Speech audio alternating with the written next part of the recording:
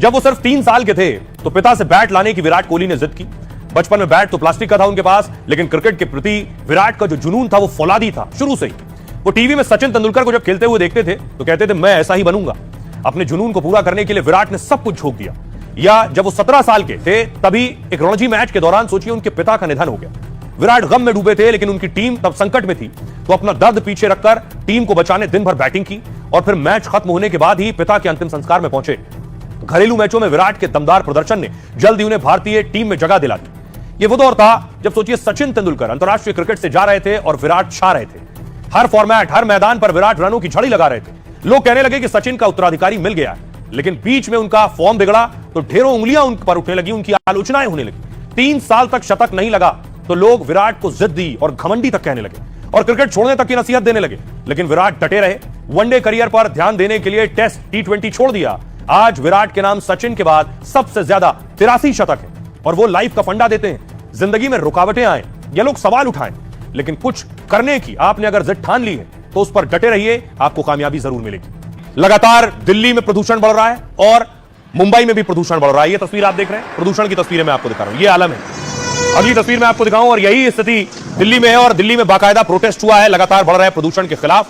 अगली तस्वीर देखिए जरा, महाराष्ट्र में भी प्रदर्शन हुआ है। यह तस्वीर मुंबई की देख रहे हैं आप। और लगातार बढ़ रहे प्रदूषण से खबर यह है कि देश की राजधानी दिल्ली से जो लोग दिल्ली में रहते हैं ज्यादा पॉल्यूशन की वजह से दूसरी जगहों पर जा रहे हैं। देखिए इसकी सच्चाई मैं आपको बताऊं, मैं आपको बताऊं, दिल्ली एनसीआर में प्रदूषण लगातार हालात खराब कर रहा है। दिल्ली से प्रदूषण, बढ़ती बीमारियों से, प्रदूषण से लोग दिल्ली से बाहर जा रहे हैं। एक सर्वे रिपोर्ट में प्रदूषण को लेकर चौंकाने वाले दावे किए गए। बताया गया कि प्रदूषण दिल्ली से 15% लोगों ने पलायन किया है प्रदूषण की वजह से, जबकि 80% लोग दिल्ली छोड़कर दूसरे राज्य में बसना चाहते हैं, प्रदूषण से इतना परेशान है। कुछ लोग जहरीली हवा से बचने के लिए गांव में समय बिता रहे हैं, तो कुछ लोग रिश्तेदारों के घर पर रहकर प्रदूषण का समय काट रहे हैं कि वक्त निकल जाए। ये तमाम दावे दिल्ली में 4000 लोगों पर एक सर्वे हुआ, उसके आधार पर हुआ। हालांकि दिल्ली में प्रदूषण ने कई गंभीर बीमारियों को बढ़ा दिया है।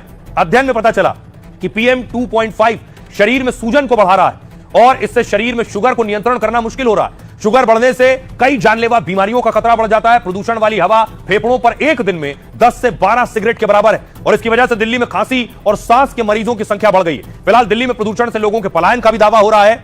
यह है वजह। मैं आपको बताऊं, प्रदूषण से जो खबर आई है एक बच्चे की, यह मासूम बच्चा आप देख रहे हैं, मासूम बच्चे के प्रदूषण की वजह से टॉन्सिल्स निकाल दिए गए। प्रदूषण से कई लोगों को गंभीर बीमारी के मामले भी सामने आ रहे हैं। ऐसा ही मामला आया है दिल्ली से सटे नोएडा में।